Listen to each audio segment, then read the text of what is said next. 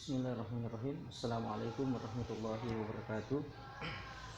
Alhamdulillahirabbil alamin. Wassalatu wassalamu ala Rasulillah wa ala alihi wa ashabihi ajma'in. Amma ba'd. Raditu billahi rabba wa bil islami dina wa bi Muhammadin nabiyya wa rasulah. Segala puji hanya bagi Allah Subhanahu wa taala atas segala kebaikan-kebaikan yang diberikan kepada kita semua. Dan tentu kesyukuran kita kepadanya kita buktikan dengan melaksanakan puasa dengan baik, yang tidak hanya menahan lapar dan haus, tapi segala bentuk kegiatan-kegiatan negatif yang tidak disenangi oleh Allah Subhanahu wa taala harusnya kita jauhi. Dan kita jadikan Ramadan kali ini 1441 Hijriah ini sebagai momentum bagi kita untuk hijrah kepada kebaikan-kebaikan yang lebih hakiki. Termasuk di dalamnya adalah kedisiplinan, termasuk di dalamnya adalah ketaatan, termasuk di dalamnya adalah segala bentuk yang mendukung proses pembelajaran dan pembentukan pengetahuan adik-adik sekalian sebagai mahasiswa peternakan Fakultas Sains dan Teknologi Universitas Muhammadiyah Sidengkeng Kapang. Tentu harapan saya ke depannya adalah adik-adik semua bisa hijrah dari hal-hal yang mungkin menjauhkan adik-adik sekalian dari ranah-ranah pendidikan, dan tentu hijrah menuju kepada kebaikan-kebaikan yang hakiki sebagaimana yang saya jelaskan tadi. Salam dan taslim kepada Nabiullah Muhammad SAW, Nabi yang diutus oleh Allah Subhanahu wa taala untuk kita teladani secara bersama. Pada kesempatan ini adik-adik sekalian, saya mohon maaf karena kegiatan pembelajaran kita terpending selama sepekan karena sesuatu dan lain hal. Ada beberapa materi yang harus saya lengkapi dan juga kesibukan-kesibukan lain sebagai ketua program studi peternakan. Maka pada kesempatan ini sekali lagi saya ucapkan saya mohon maaf. Adapun keterlambatan nantinya insya Allah kita lihat bagaimana kondisi kedepannya, dan semoga saja kita bisa dapat atau kita bisa menyelesaikan semua materi yang harusnya kita selesaikan pada semester ini. Pada kesempatan ini saya akan menjelaskan tentang metabolisme lemak pada ternak. Jadi pekan yang lalu teman-teman sekalian atau adik-adik sekalian sudah mendengarkan atau mengkaji sendiri tentang apa sih sebetulnya itu lipid dan bagaimana kedudukan lemak di dalam lipid.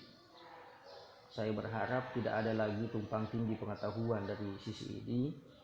Teman-teman harus banyak mengkaji juga selain apa yang saya sampaikan, dan itu bisa menambah khasanah pengetahuan adik-adik sekalian ya selama menjadi mahasiswa, dan insya Allah akan digunakan nantinya ketika adik-adik selesai dan terjun pada dunia kerja yang sifatnya substansi laboratorium ya. Kalau kita berbicara teknis di lapangan, ya mungkin saja keilmuan seperti ini singgungannya sedikit, tetapi kalau adik-adik sekalian ada yang ditakdirkan bekerja di laboratorium atau ada yang menjadi peneliti, maka tentu keilmuan semacam ini sangat-sangatlah dibutuhkan. Sebelum kita masuk adik-adik sekalian, kita lihat dulu beberapa kata yang harus dipahami sebelum kita melanjutkan proses pembelajaran ini. Kenapa ini menjadi sangat penting? Karena kata-kata inilah nanti yang akan membentuk deskripsi keilmuan di dalam metabolisme lemak itu sendiri. Yang pertama, kata hidrolisis itu diartikan sebagai reaksi kimia di mana molekul air memecah satu atau lebih ikatan kimia. Contoh hidrolisis lemak ditambah dengan 3H2O menghasilkan gliserol ditambah dengan asam lemak dan energi.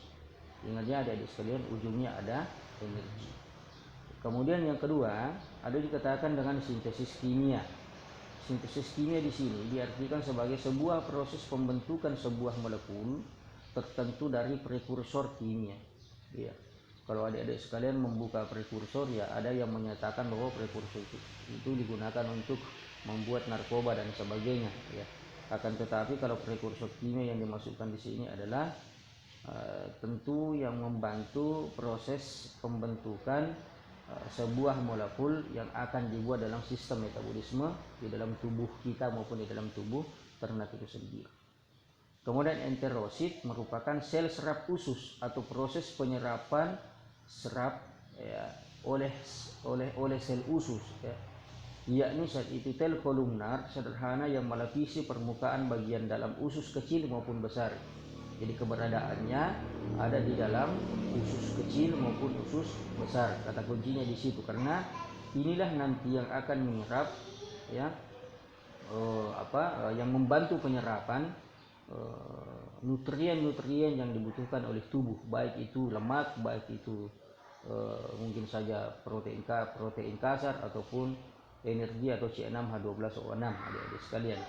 Kemudian yang keempat, metabolisme, ya, semua reaksi kimia dalam hal ini perombakan yang terjadi di dalam organisme, ya. Metabolisme itu terbagi ke dalam dua jalur besar, ya. Yang pertama ada yang dikatakan dengan katabolisme, ada yang dikatakan anabolisme, ya, pembentukan dan penguraian atau penguraian dan pembentukan. Kemudian yang kelima, hidrogenasi, diartikan sebagai istilah yang merujuk pada reaksi kimia yang menghasilkan adisi hidrogen, ya, adisi hidrogen. Baik, kita lanjut.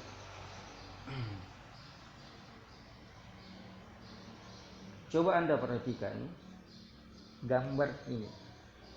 Terlihat sangat jelas, ya, perbedaan antara organ pencernaan pada ternak ruminansia dan organ pencernaan pada ternak unggas, begitu pula organ pencernaan pada ternak kuda. Jadi setelah kita bedah, ya, mungkin juga adik-adik sekalian sudah mendengarkan penjelasan daripada dosen-dosen sebelumnya, bahwasanya kalau di ternak ruminansia itu Allah Subhanahu wa taala memberikan kelebihan padanya dibanding dengan ternak-ternak yang lainnya dalam hal keilmuan organ pencernaan. Kenapa saya katakan demikian atau berani mengatakan demikian? Karena toleransi pakan, ya, kalau kita bandingkan dari ketiga jenis hewan atau kelompok hewan ini, itu ternak ruminansia lah yang paling tinggi toleransi pakannya. Coba kita lihat, kalau pada ruminansia adik-adik sekalian, dia dilengkapi dengan 4 perut yang dikenal dengan rumen, reticulum, omasum, dan abomasum. Yang mana keempat-empatnya ini membantu atau sebagai alat menyerap nutrien-nutrien meskipun kualitas pakan tersebut tergolong jelek. Bahkan jerami sekalipun yang nutriennya nyata-nyatanya atau kandungan nutrisinya nyata-nyatanya rendah, ya, itu bisa juga dimanfaatkan oleh ternak-ternak ruminansia. Meskipun antara ternak ruminansia yang satu dengan yang lain juga ada perbedaannya, ya.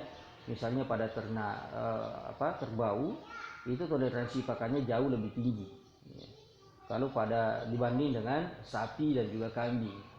Adapun kambing dengan sapi, ya tentu lebih bagus si sapi dibanding dengan si kambing kalau kita melihat toleransi pakannya. Tetapi lain halnya kalau bahan-bahan pakan yang saya sebutkan tadi, jerami tersebut, ya, dalam hal ini jerami tersebut itu diolah, ya, dilakukan perlakuan fisik. Maka tentu ini membutuhkan penelitian yang mendalam atau pengamatan yang mendalam di lapangan. Coba kita lihat perbandingan organ pencernaan ternak antara unggas, kuda, dan sapi. Kita lihat pada unggas itu terdapat 10 adik-adik sekalian, ya. Terdapat 10, dimulai dari paru. Di paru unggas itu tidak memiliki gigi, ya. Jangan sampai ada yang mengatakan unggas itu memiliki gigi. Yang ini bikin malu dunia persilatannya mahasiswa peternakan. Kemudian yang kedua, kerongkongan atau esofagus, kemudian tembolok, krop, kemudian propendiculus, kemudian ada empadal, kemudian ada usus halus, ada usus buntu, ada usus besar, ada rektum, ada kloaka. Kalau pada kuda juga ada mulut. Bahkan di mulutnya kuda itu banyak giginya, ya, seperti itu. Kemudian yang kedua ada kerongkongan juga, esofagus. Ingat, yang ketiga dia langsung ke lambung. Nanti kita lihat bagaimana di ruminansia. Kemudian yang keempat ada usus halus atau small intestine. Kemudian ada usus buntu, cecum. Ya, cecum. Kemudian ada rektum, ada kloaka. Adapun pada sapi, kalau kita lihat sapi dia juga dimulai di mulut. Akan tetapi di mulut kalau kita lihat sapi itu adik-adik sekalian itu giginya sedikit. Ya, giginya sedikit. Kemudian yang kedua, dia juga punya esofagus. Saya yakin dan percaya semua hewan semua hewan tingkat tinggi itu pasti memiliki kerongkongan, seperti itu. Karena dia dia seperti pipa yang menghubungkan antara bagian mulut dan bagian perut. Kemudian ada rumen, kemudian ada retikulum, ada omasum, ada abomasum, ada usus halus, usus besar, rektum dan anus. Coba kita lihat adik-adik sekalian, pada ternak ruminansia, proses penyerapannya itu penyerapan nutriennya itu, penyerapan nutrisinya itu di atas 80% itu terjadi di rumen. Itu terjadi di rumen. Berbeda halnya kalau kita berbicara pada ternak unggas misalnya, karena dia tidak memiliki rumen, maka penyerapan terbesarnya pasti terjadi di usus. Inilah salah satu yang harus dikaji ya. Dalam perspektif Islam ya, apa yang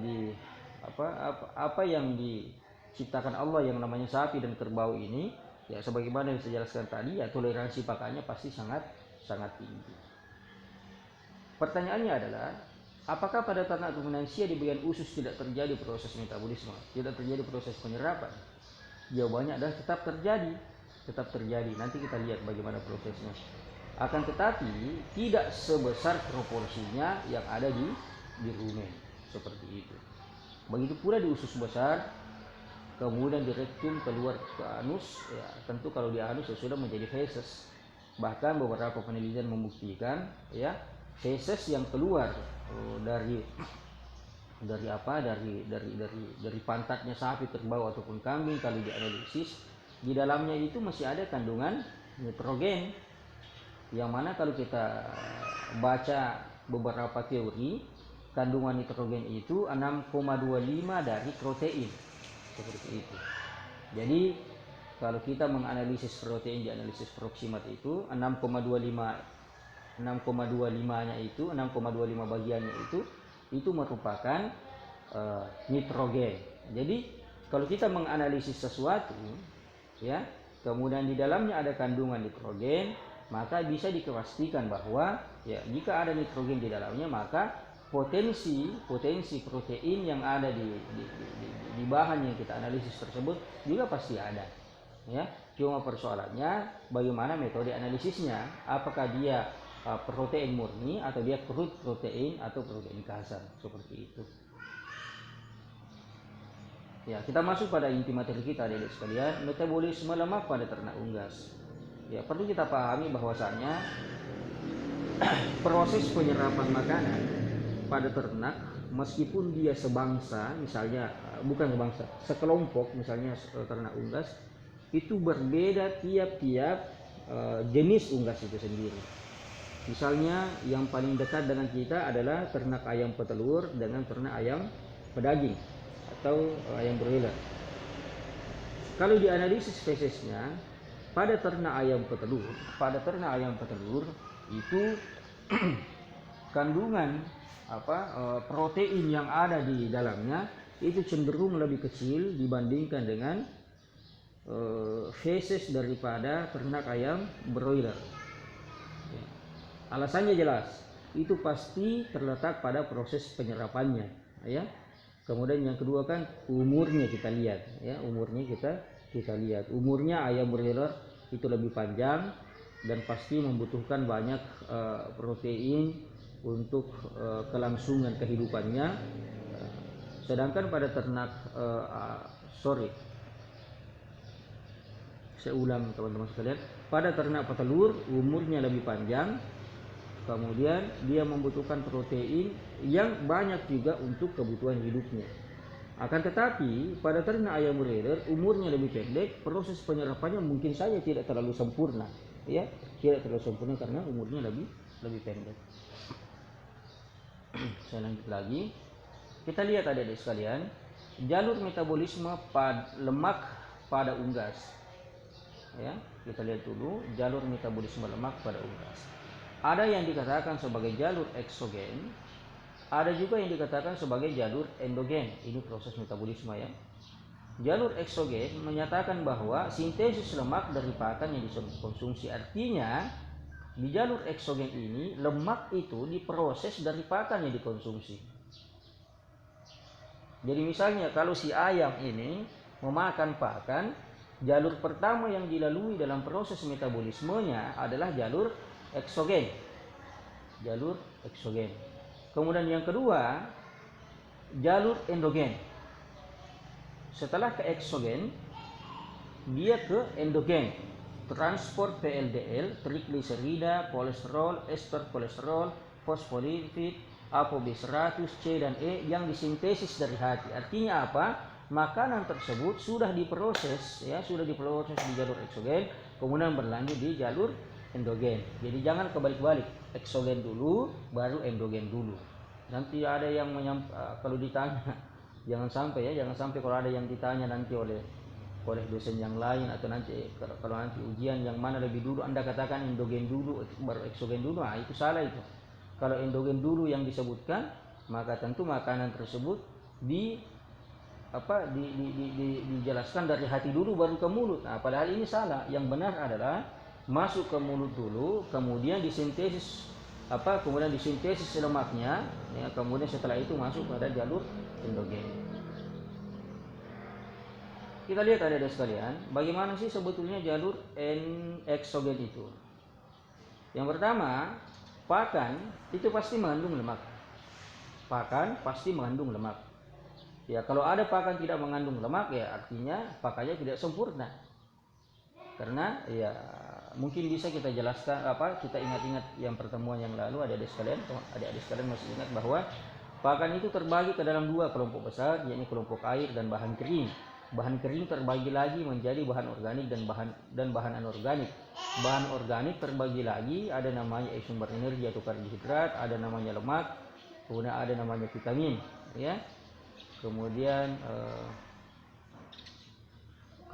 kalau pada anorganik itu di dalamnya hanya mineral saja. Nah, ini ingat ya, lemak itu merupakan bahan organik pakan. Ya, bahan organik pakan. Di dalamnya ada ikatan rantai karbon. Kemudian apa yang terjadi setelah pakan masuk di dalam sistem pencernaan? Itu terjadi enterosit mukosa usus halus. Artinya apa? Dia diserap.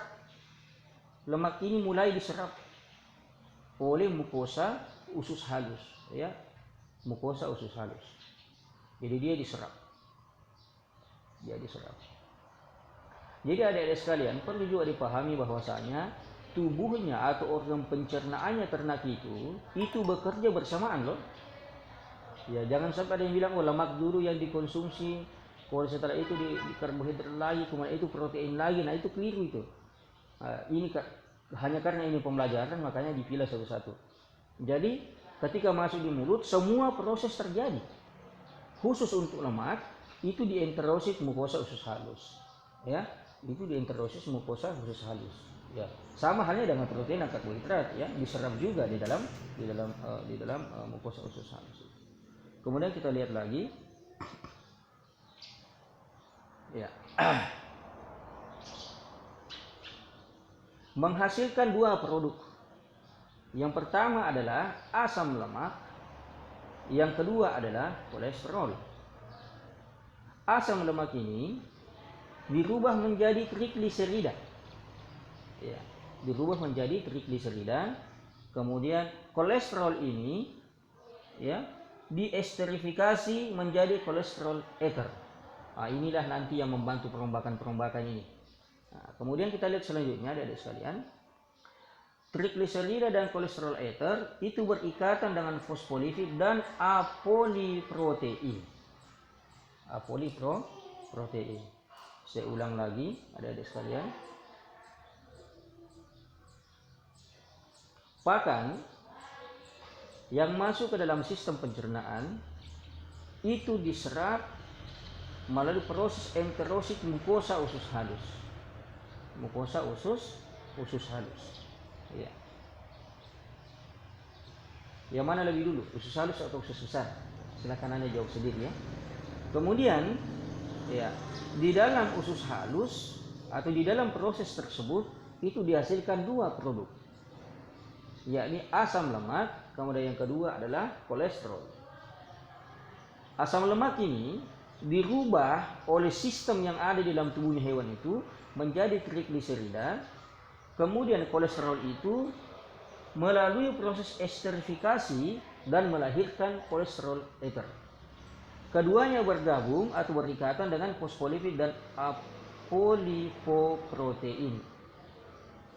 Kemudian menghasilkan ya lipoprotein atau dikenal dengan kilomikron. Ya, atau dikenal dengan kilomikron. Kemudian kilomikron ini masuk di dalam limfa dan aliran darah. Ingat, masuk di dalam limfa dan aliran darah. Kemudian setelah itu trigliserida pada kilomikron, ingat ya, trigliserida pada kilomikron diurai oleh enzim lipase menjadi asam lemak terbang. Seperti itu. Asam lemak terbang atau asam lemak bebas ada di sana. Kemudian kita lanjut lagi, ya.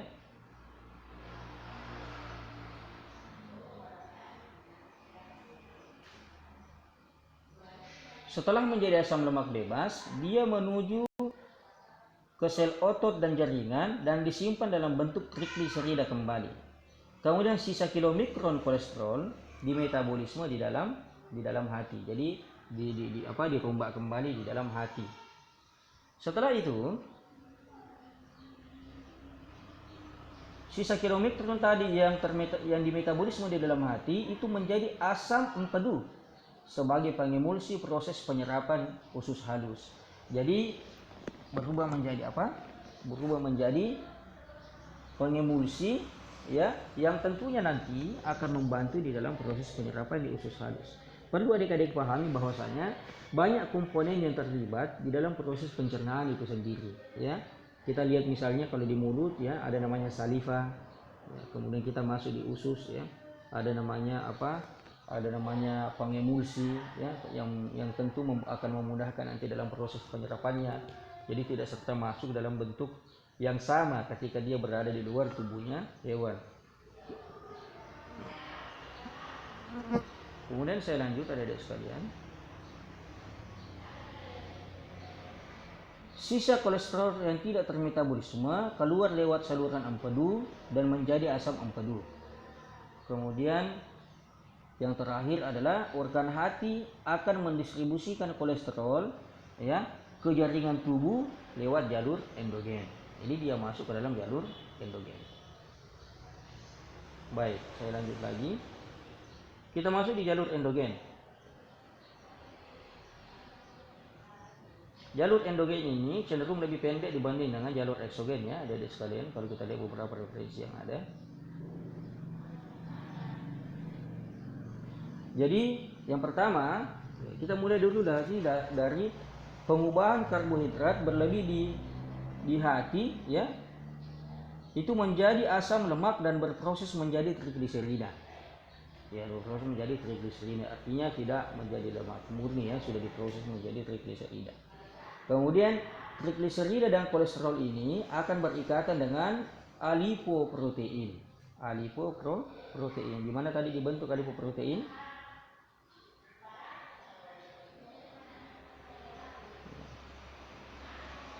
Di mana tadi dibentuk ya? Ada di bagian jalur apa ada sekalian? Jalur eksogen ya. Kemudian phenyldestillifoprotein itu dialirkan lewat darah, Kemudian VLDL dimetabolisme oleh enzim lipoprotein lipase menjadi IDL atau intermediate density lipoprotein. Kemudian terjadilah pemecahan partikel IDL. Dan LDL atau low density lipoprotein berfungsi mengangkut kolesterol dan diedarkan ke seluruh jaringan perifer pembuluh nadi. Kemudian setelah itu ya kilomikron membawa lemak dari penyerapan di usus halus dan membawa trigliserida ke sel tubuh. Jadi pada akhirnya dia akan berada di sel tubuh. Kemudian HDL atau high density lipoprotein membawa kelebihan kolesterol dari dalam sel untuk diubah jadi LDL dan VDL. Kemudian terakhir terjadi arah transport berbalik dari jaringan ke hati untuk diproses kembali. Jadi dia berputar. Jadi dia berputar. Adapun yang tidak sempat untuk dicerna atau dimetabolisme secara sempurna di dalam organ pencernaan tersebut, ya akhirnya ini dikeluarkan melalui saluran pembuangan ya dalam bentuk feses dan sebagainya. Dalam bentuk feses. Kemudian metabolisme lemak pada pseudo ruminan. Ya. Perbedaan mendasarnya adalah itu kalau pada pseudo ruminan itu di bagian ususnya ada namanya usus buntu. Ya, usus buntu. Di kelebihannya kuda di usus buntu tersebut terdapat bakteri-bakteri, ya bakteri-bakteri pengurai juga, bakteri-bakteri yang membantu proses penyerapan. Tidak hanya sekedar sebagai usus buntu. Nah inilah yang mirip-mirip terjadi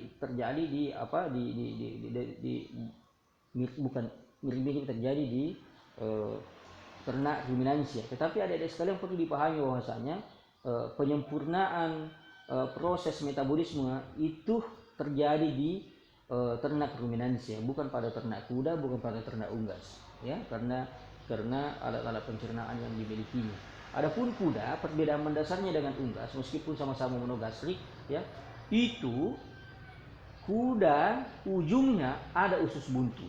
Usus buntu ini ya juga berfungsi sebagai tempat perombakan, tempat penyerapan nutrien. Di situ saja perbedaannya.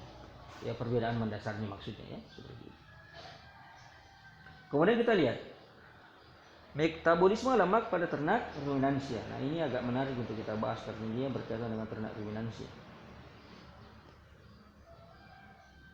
Ya, sebelum kita masuk di sana, terlebih dahulu saya mengingatkan kembali bahwasanya ya ternak ruminansia itu ya memiliki organ pencernaan yang cenderung lebih lengkap dibanding dengan ternak-ternak yang lainnya.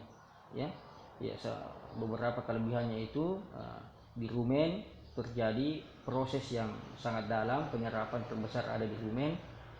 Kemudian juga ada retikulum, kemudian ada juga omasum, ada juga abomasum. Ya. Kemudian ada usus halus, ada usus besar, kemudian terakhir ke saluran pembuangan.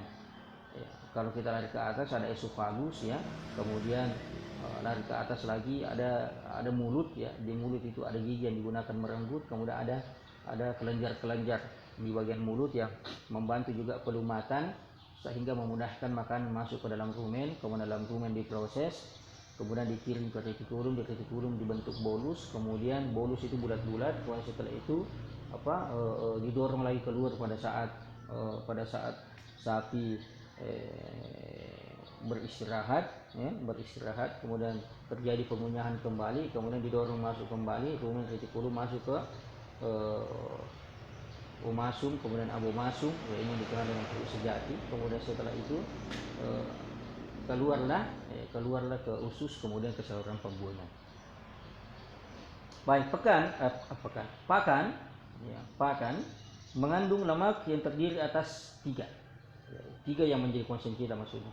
Yang pertama adalah trigliserida, kemudian yang kedua glikolipida, kemudian yang ketiga fosfolipid.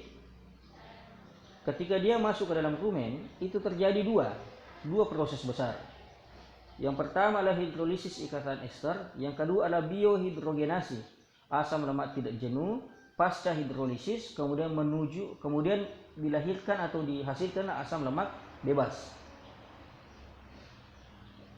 Kemudian lemak tadi yang masuk ke dalam rumen, adik-adik sekalian, itu ketika dihidrolisis oleh bakteri rumen, yang melakukannya itu adalah anaerofibriolipotika. Ini yang pertama. Yang kedua, ya, butyrifibriofibrisolfans. Jadi agak susah memang kalau mau disebutkan karena ini bukan bahasa kita ya. Oke. Jadi saya ulang, lemak yang masuk ke dalam rumen dihidrolisis oleh bakteri rumen. Ya, yang dikenal ada dua itu. Ya mungkin pada referensi lain juga ada beberapa yang menambahkan. Tapi yang kita bahas di sini hanya dua dulu. menghasilkan tiga produk. Yang pertama adalah enzim lipase, yang kedua adalah enzim galaktosidase, kemudian yang ketiga fosfolipase. Kemudian hidrolisis lemak, bukan limak ya. Hidrolisis lemak pada rumen itu terjadi berkisar 80%. Jadi 85% proses penyerapan, proses perombakan, proses hidrolisis itu terjadi di dalam rumen. Kita lanjut lagi. Kemudian hidrolisis yang 85% itu menghasilkan 4 produk. Yang pertama adalah gliserol, yang kedua adalah gula, yang ketiga adalah asam lemak bebas, yang keempat adalah fosfat. Kemudian gliserol dan gula ini menyatu dan mengalami perubahan menjadi asam lemak terbang. Mohon maaf tadi di penjelasan sebelumnya saya katakan asam lemak terbang, itu sebetulnya asam lemak bebas ya, ada sekali. Kemudian atau yang dikenal dengan VFH ya. Nanti insya Allah kalau untuk mata kuliah semester yang lebih tinggi ya, teman-teman akan akrab dengan bahasa-bahasa seperti ini, VFH atau volatile fatty acid ya, yang digunakan untuk membentuk sel mikroba rumen. Jadi inilah dua bagian daripada lemak ini, dua bagian daripada perubahan lemak ini, gliserol dan gula ini, itu nanti akan digunakan untuk membentuk sel mikroba di dalam rumen. Ingat adik-adik sekalian, sel mikroba di dalam rumen itu ada miliaran. Ada miliaran ya. Inilah yang membentuk proses penyerapan ya. Jadi sebetulnya kalau mau dikaji secara secara lokus filsafat lah, kalau mau kita kasar seperti itu bisa dikatakan bahwasanya di dalam rumen itu terdapat kehidupan, yang mana bakterinya bertindak sebagai hewan, ada pendapat yang mengatakan demikian. Kemudian jamurnya atau funginya bertindak sebagai tanaman. Salah satu alasan kenapa ternak ruminansia itu tidak terlalu direkomendasikan untuk disuntik dengan vitamin B-kom, karena ya bakteri yang ada di dalam tubuhnya itu mampu membentuk sistem dan menghasilkan vitamin B-kom yang dibutuhkan oleh ternak itu. Bahkan kalau ada beberapa referensi mengatakan kalau bakteri rumen mati, maka dia menjadi sumber protein kembali bagi ternak ruminansia. Jadi hebatnya Allah Subhanahu wa taala. Kemudian asam lemak adik-adik sekalian itu terjadi isomerilasi dari posisi cis menjadi trans. Kemudian yang selanjutnya terjadi biohidrogenasi yang merubah asam lemak tak jenuh menjadi jenuh. Kemudian yang kedua, konjugasi asam lemak tak jenuh yang terdiri dari dua ikatan rangkap atau lebih dari 2 ikatan rangkap menjadi asam lemak konjugasi seperti conjugated linoleic acid atau CLA, seperti itu. Kemudian kita lihat adik-adik sekalian, ini mungkin bagian terakhir dari penjelasan kita, metabolisme lemak pasca rumen. Metabolisme lemak pasca rumen. Metabolisme lemak pasca rumen adik-adik sekalian. Asam lemak pasca rumen artinya asam lemak yang keluar setelah melalui proses di rumen, termasuk di dalamnya adalah retikulum, omasum dan abomasum, itu masuk ke dalam duodenum dengan menempel pada pakan dan bakteri. Ya, ini hanya satu referensi yang saya ambil, mungkin ada pendapat lain, tetapi yang mendekati inilah, yang mendekati kebenaran itu.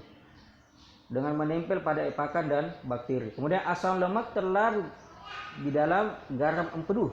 Ya. Jadi ada 3 bagian yang saya jelaskan, ya, asam lemak pasca rumen, asam lemak terlarut dalam garam empedu, kemudian lecitin fosfolida mikroba, ya. Jadi kita lihat dulu Ingat ya, dia masuk ke dalam duodenum dengan menempel pada pakan dan bakteri. Menempel pada pakan dan bakteri. Artinya begini, yang tidak sempat diurai di dalam proses step 2. Kalau step 1-nya adalah mulut dan kerongkongan, step 2-nya adalah rumen, reticulum, omasum dan abomasum, dan step 3-nya adalah usus. Maka yang tidak sempat ya diserap di step 2, maka dia akan keluar ke dalam duodenum. Ya. Kemudian asam lemak terlarut di dalam garam empedu. Kemudian lecithin, fosfolida dan mikroba. Ya. Kita lihat dulu bagian ketiga nih. Lecithin, fosfolida, lecithin dalam hal ini fosfolida dan fosfolida mikroba. Bukan fosfolida dan mikroba ya, fosfolida mikroba dihidrolisis oleh enzim fosfolipase dan menghasilkan lisolisetin. Kemudian asam lemak, garam empedu, lisolisetin membentuk misel bulatan kecil ya, kayak bulatan-bulatan kecil, yang mana misel ini atau bulatan-bulatan kecil ini memungkinkan asam lemak diserap di usus bagian jejunum. Jadi terjadi lagi penyerapan di usus.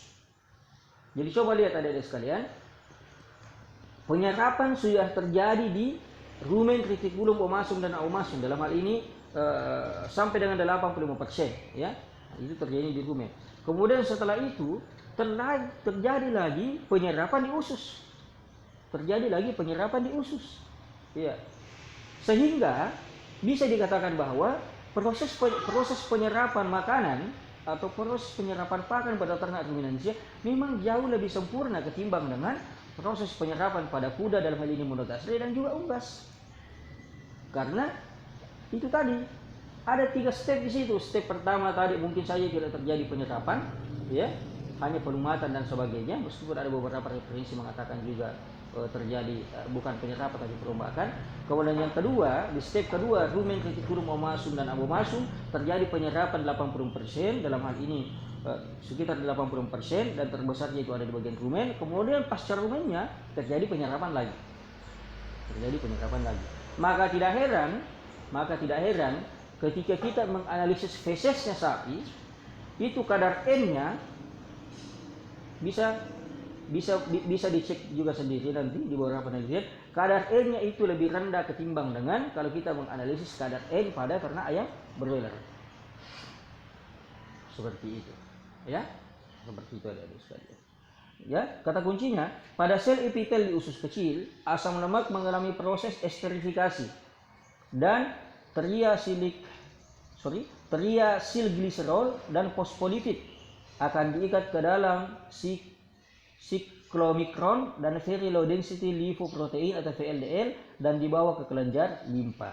Adapun sisanya yang tidak bisa terserap, itulah nanti yang keluar ke dalam saluran pembuangan dan dikeluarkan menjadi feses. Ya, dikeluarkan menjadi feses. Jikalau ada kebaikan dari materi saya, itu datangnya dari Allah Subhanahu wa taala. Kalaupun ada kesalahan saya, itu berasal dari diri saya sendiri, dan tentu saya memohon maaf ya. Kita sama-sama mengkaji lebih dalam lagi. Dan ada sekalian saya beri tugas di classroom ya, dalam bentuk pertanyaan. Mungkin ada sekitar 9 atau 10 pertanyaan di sana. Silahkan dijawab, dan itu menjadi nilai tugas bagi saya untuk materi ini. Ya, kurang lebihnya mohon dimaafkan. Selamat berpuasa sekali lagi. Jangan lupa mengaji ya. Jangan lupa mengaji, baca Al-Quran, karena sesungguhnya di bulan suci Ramadan itu semua aktivitas kebaikan kita insyaallah ta'ala dilipat gandakan oleh Allah Subhanahu wa ta'ala. Subhanakallahumma bihamdika asyhadu an la ilaha illa anta astaghfiruka wa atubu ilaik. Wassalamualaikum warahmatullahi wabarakatuh.